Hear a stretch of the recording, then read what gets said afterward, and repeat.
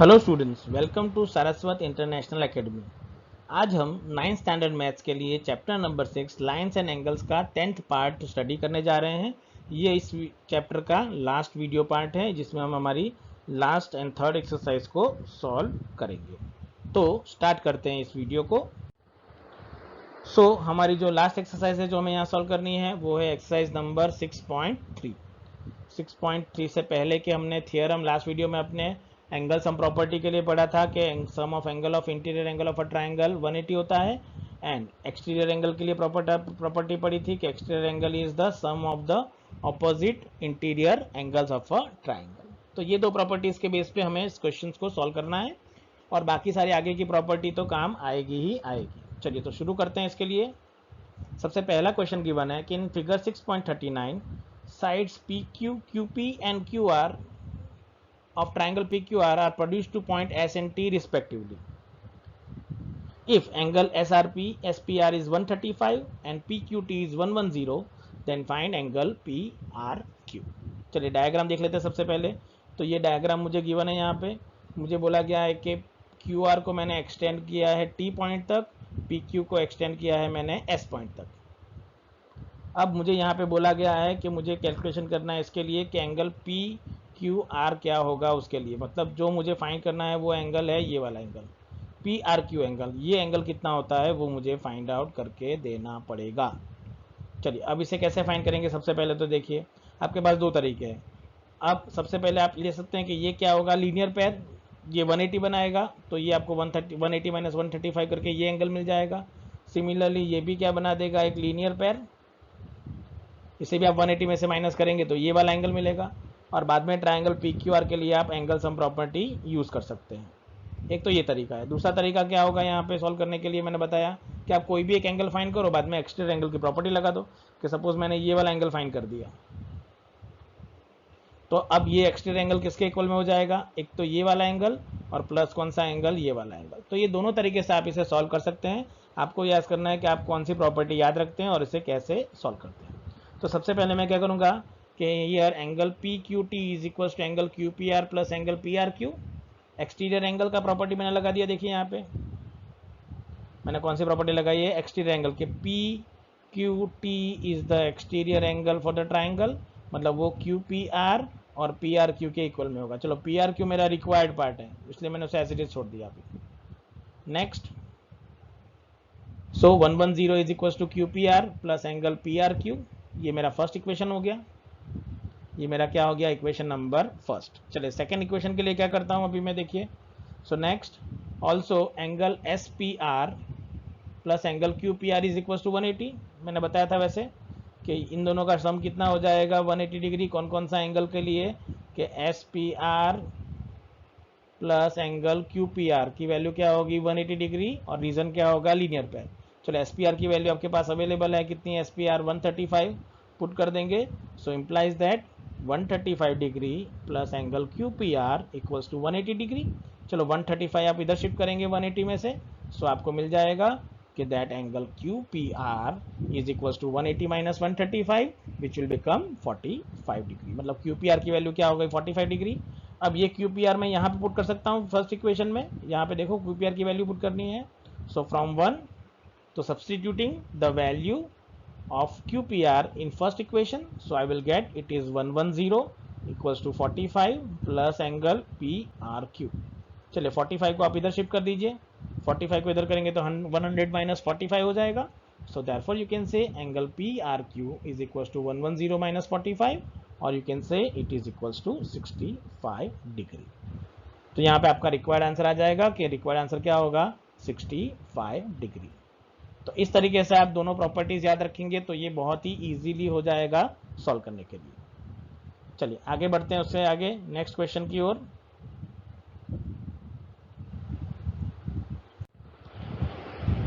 Next question जो मुझे दिया गया है वो है सेकेंड नंबर के in the figure 6.40 if angle X is 62 degree, angle X Y Z is 54 degree, and Y O and Z O are the bisector of X Y Z and XZY respectively of triangle XYZ, then find the angle OZY and YOZ। चलिए सबसे पहले diagram देख लेंगे।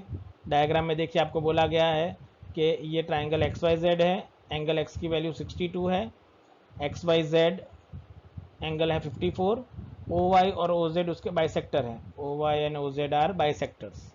सो मुझे बताना है कि O Y Z O Z Y मतलब कि ओ जेड वाई मतलब पहला एंगल आपको ये फाइंड करके देना है, ओ जेड वाई क्या होगा, देन वाई ओ जेड मतलब कि ये एंगल क्या होगा वो मुझे फाइंड आउट करके देना पड़ेगा। चलिए सबसे पहले तो हम लोग ये एंगल जेड फाइंड कर सकते हैं डायरेक्टली, कैसे, एंगल सम प्रॉपर्टी से। चलिए तो देखिए क्या करना है यहाँ पे, सबसे पहले सबसे इजी क्या होगा वो देखेंगे सबसे पहले। So in triangle X Y Z मुझे पता है कि angle x plus angle X Y Z plus angle Y Z X is equal to क्या होगा 180। मैंने बताया था एंगल सम प्रॉपर्टी के लिए। मैंने क्या किया, ये एंगल यहाँ पे मैंने 3 एंगल्स ले लिए हैं। कौन से 3 एंगल्स का सम बता रहा हूँ मैं, देखिए ये एंगल x है, ये पूरा एंगल एक्स वाई जेड है और एंगल एक्स जेड वाई है। चलो x की वैल्यू क्या है आपके पास 62, एक्स वाई जेड की वैल्यू है 54, पुट करेंगे यहाँ पे। सो यू विल गेट, ये तो एंगल सम प्रॉपर्टी है, जो रीज़न मैंने लिखा है वो बता रहा हूँ। चलिए तो it is 62 plus 54 plus Y Z X is equal to 180। चलिए इसका टोटल क्या हो जाएगा 10116 हो जाएगा। उसे आप लेफ्ट हैंड साइड से राइट हैंड साइड शिफ्ट कर लीजिए। So therefore angle Y Z X is equal to 180 minus 116 which is equal to 64 degree, और ये हो जाएगा आपका रिजल्ट नंबर 1। चलिए अब बात करते हैं नेक्स्ट सेकेंड केस के लिए कि also the angle Y Z X is a 2 times of angle O Z Y. अब ये क्यों हो गया, वाई जेड एक्स एंगल, ये एंगल ओ जेड वाई का ट्वाइस हो जाएगा। रीजन क्या था, एंगल बाइसेक्टर। सो यहाँ पे रीजन आ जाएगा कि that O Z is the bisector of angle Y Z X, इसके वजह से मैंने इसे लिखा है यहाँ पे। चलिए वाई जेड एक्स की वैल्यू आपको मिल गई है, कितनी है 64, तो पुट कर दीजिए। तो 64 2 times of O Z Y is equal to 64, दोनों तरफ आप 2 से डिवाइड करेंगे। So angle O Z Y will become 32 degree, और ये हो जाएगी आपकी सेकेंड वैल्यू। चलिए similarly angle X Y Z क्या है 54, so I can say angle O Y Z is a half of 2 times of, sorry, angle X Y Z is 2 times of O Y Z. So OY is the bisector of angle XYZ. Therefore, you can say angle OYZ is half of angle XYZ और XYZ is a 2 times of OYZ. चलिए XYZ की value put कर देंगे। XYZ की value आपके पास क्या है, XYZ एंगल 54 है आपके पास, so it is half of 54 which will become 27। तो इसकी वैल्यू क्या मिल गई आपको 27। तो अब देखिए आपके पास कौन कौन सा डेटा आ गया अवेलेबल। आपके पास ये वैल्यू आ गई है कि ये एंगल कितना आपके पास 27 इतना सा, आपके पास ये वैल्यू आ गई है कि इसकी वैल्यू क्या है 32। अब ये फाइंड करने के लिए आपको क्या करना होगा, ये ट्राइंगल ओ वाई जेड के लिए एंगल सम प्रॉपर्टी, तो ये हो जाएगा मेरे लिए थर्ड आंसर। सो यहाँ पे अब हम क्या करेंगे, सबसे पहले इजी केस लेंगे कि in triangle O Y Z angle O Y Z plus angle O Z Y plus angle Y O Z equals to 180, तीनों एंगल्स का सम क्या हो गया 180। चलो ओ वाई जेड की वैल्यू क्या है 27, यहाँ तो एंगल सम प्रॉपर्टी हम अप्लाई कर रहे हैं। पहले तो आएगा 27 then 32 plus Y O Z is equal to 180। चलिए ये कितना होगा 59, इनका टोटल क्या होगा 59। So therefore you can say Y O Z is equal to 180 minus 59, so it will become 121 degree. तो आपके तीनों आंसर आपको यहाँ पे मिल गए। सबसे पहला आंसर आपको मिल गया ये वाला कि 64 आपका पहला आंसर था, सेकेंड आंसर आपको मिल गया 32 से मिला मुझे 27, ये पहला आंसर 32 हो गया, 64 तो आपने पहले रिजल्ट निकाला था, और थर्ड आंसर आपका आ जाएगा इट इज़ 121। तो ये मेन 3 आंसर थे जो आपको फाइंड करने थे, जो आप बहुत ईजी तरीके से उसे कैलकुलेट करके निकाल सकते हैं। तो ये हो जाएगा आपका सेकेंड क्वेश्चन का सोल्यूशन। चलिए आगे बढ़ते हैं नेक्स्ट क्वेश्चन की ओर। ये तीनों आंसर आप लिख देंगे इसके लिए।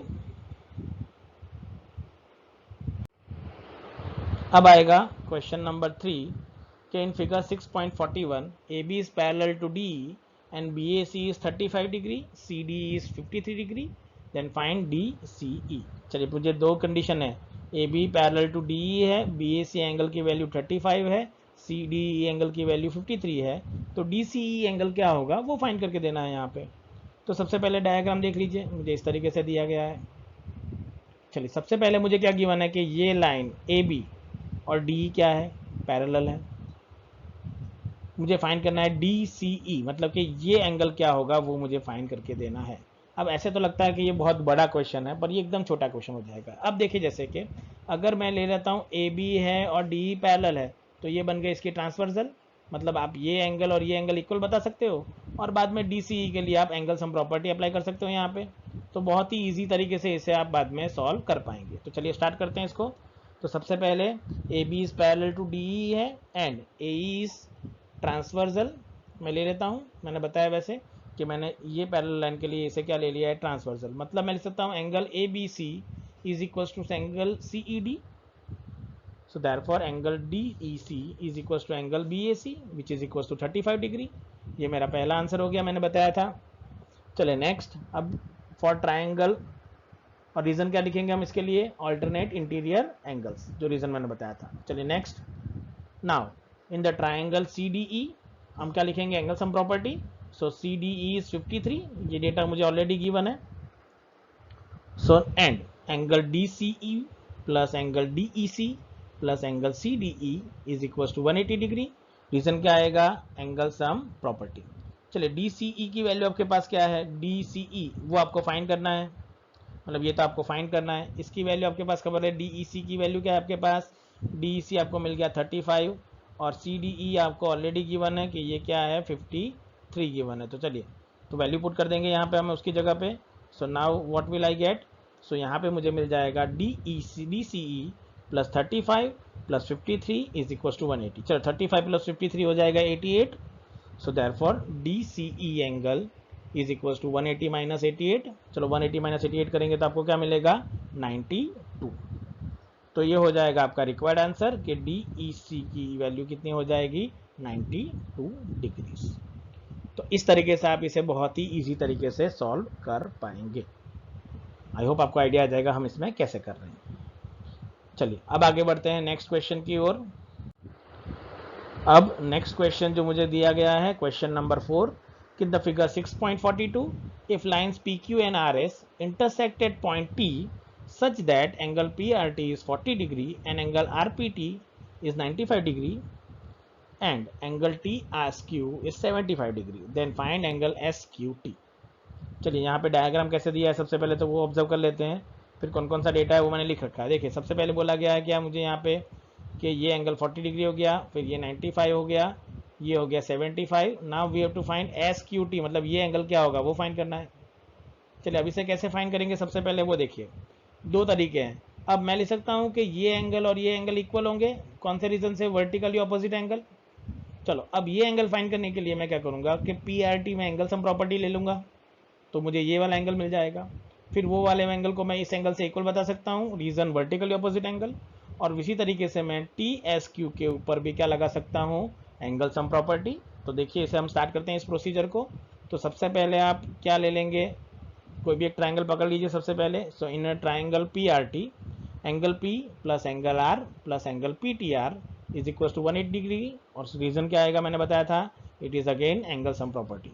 वैल्यू पुट करेंगे, so I will get 95 plus 40 plus PTR is equal to 180 degree. चलो 95 प्लस 40 हो जाएगा 135। So I will get PTR is equal to 180 minus 135 which will become 45 degree. तो PTR एंगल आपको मिल गया कि इसकी वैल्यू क्या होगी, 45 degree. So now you can say also STQ is equal to PTR। Reason क्या होगा, vertically opposite angles. So therefore you can say angle STQ is again equals to 45 degree. अब मैंने बताया कि STQ के लिए अब आपको ये 45 मिल गया है, तो अगेन आप STQ के लिए क्या लगा देंगे, angle sum property. So now in triangle TSQ या STQ plus S plus TQS is equals to क्या होगा, 180 डिग्री। चलिए वैल्यू पुट करेंगे। सो STQ रीजन है एंगल सम प्रॉपर्टी, STQ की वैल्यू आपको 45 दिया है, एंगल है 75 और TQS आप फाइंड करने वाले हैं, तो इट इज 180। चले 45 प्लस 75 हो जाएगा 120। So you can say angle TQS is equal to 180 minus 120 which will become 60 degree. तो आपका रिक्वायर्ड आंसर आ गया कि TQS मतलब ये एंगल का आंसर कितना होगा, 60 डिग्री। सो इस तरीके से अगेन देखिए, सिर्फ angle sum property, vertically opposite angle, alternate interior angle, यही सारे केसेस को यूज करके इन सारे क्वेश्चंस को सॉल्व किया गया है। तो आपको बस यही ध्यान रखना है कि आप इसे कैसे और किस तरीके से सॉल्व कर रहे हैं। चलिए आगे बढ़ते हैं नेक्स्ट क्वेश्चन की ओर। चलिए नेक्स्ट क्वेश्चन आपको गिवन है, question number 5, that in figure 6.43 if PQ is perpendicular to PS and PQ is parallel to SR, SQR is 28 degree and QRT is 65 degree, then find the values of X and Y। चलिए diagram देखते हैं। सबसे पहले क्या given है, ये एक diagram मेरे पास है जहाँ पे मुझे बोला गया था PQ और PS परपेंडिकुलर है, मतलब ये कितना होगा 90 डिग्री। सिमिलरली PQ और SR क्या है, पैरेलल लाइंस है। SQR की वैल्यू आपको गिवन है 65 है, सॉरी SQR आपको गिवन है 28 और QRT आपको गिवन है 65। तो आपको मिसिंग वैल्यूज फाइंड करनी है, X और Y क्या होगी उसके लिए। चलिए सबसे पहले हम ऐसा कौन सा कॉन्सेप्ट ले ताकि हमें जल्दी से आंसर मिल सके। तो सबसे पहला कॉन्सेप्ट मैं यहाँ पे अप्लाई करूँगा PQ और पैरेलल लाइंस के लिए। PQ अगर SR पैरेलल लाइंस है तो QR को मैं ट्रांसवर्सल ले सकता हूँ। क्यों? तब मैं लिख सकता हूँ कि ये दोनों एंगल क्या होंगे, अल्टरनेट इंटीरियर एंगल, और दोनों की वैल्यू क्या हो जाएगी, न्यूमेरिकली इक्वल। सो सबसे पहला केस कि here PQ is parallel to SR and let's take QR is a transversal. तो मैं लिख सकता हूँ कि therefore angle PQR is equal to angle QRT। चलो अब PQR को अगर मुझे लिखना है तो मैं लिख सकता हूँ कि angle PQS plus angle SQR। अगर मुझे PQR को लिखना है तो PQR को मैं PQS प्लस SQR लिख सकता हूँ। सो देयरफॉर यहाँ तो रीजन मैंने लिखा था alternate interior angles, angle PQS plus angle SQR is equal to angle QRT। चलो PQS की वैल्यू क्या है, X, so putting X SQR 28 which is equal to 65। 28 उधर शिफ्ट करेंगे, so you will get X is equal to 65 minus 28 which will become 37 degree. तो आपके एक answer मिल गया, X इज इक्वल टू क्या होगा 37 डिग्री। चलिए नेक्स्ट क्या होगा वो देखिए। नेक्स्ट आपको फाइंड करना है इसके लिए। सो नेक्स्ट केस आपके लिए आ जाएगा कि y के लिए फाइंड करना है। चलो y के लिए मैं देख सकता हूँ कि ये ट्राइंगल क्या बनेगा, एक राइट एंगल ट्राइंगल, ये 90 होगा। x की वैल्यू आपके पास अवेलेबल है तो y के लिए आप इसे इजीली फाइंड कर सकते हैं। यहाँ पे देखिए, सो मैं यहाँ पे राइट एंगल ट्राइंगल लूंगा। So in a right angle triangle SPQ we can say P is 90 degree, so angle P plus angle X plus angle Y is equals to 180 degree. Reason क्या होगा, मैंने बताया था एंगल सम प्रॉपर्टी। चलो P की value 90 है तो 90, Y मुझे ढूंढना है इसलिए प्लस Y, और X है मेरे पास 37 is equal to 180। So 90 plus 37 मिलेगा 127, so 180 minus 127 which will become 53 degree. तो यहाँ पे आपको आंसर मिल गया कि y की वैल्यू क्या है 53 डिग्री। तो ये मेथड नंबर 1 है। अगर देखो आपको ये करना है तो ये मेथड नंबर 1 हो गई। अगर मेथड नंबर 2 आपको करनी है तो आप इसमें सेकेंड मेथड क्या अप्लाई कर सकते हैं, वो देखिए कि मेथड नंबर 2 में आप PQ पैरेलल टू SR ले लीजिए। क्या आप लिख लीजिए कि PQ is parallel to SR and PS transversal ले लीजिए आप। तो मैं लिख सकता हूं कि angle SPQ plus angle PSR is equal to 180 होगा।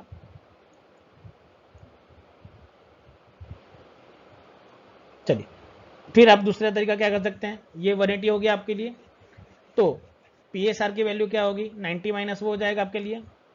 अब मुझे इसमें ये वाला एंगल नहीं पता है कि ये वाला एंगल क्या होगा, तो वो वाला एंगल के लिए आप क्या लगेंगे, एक्सटीरियर एंगल की प्रॉपर्टी ले लीजिए।